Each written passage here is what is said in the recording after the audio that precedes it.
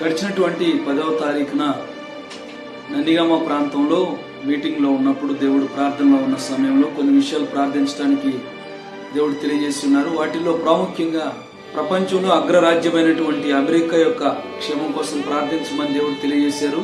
అమెరికాలో మరలా గొప్ప ఉప్పెన, అది ఆర్థికంగా కానీ లేకపోతే ప్రాణ నష్టం కానీ లేకపోతే ఏదో ఒక రూపంలో ఒక గొప్ప ఉప్పెన అనేది రాబోతున్నట్టుగా దేవుడు తెలియజేశారు.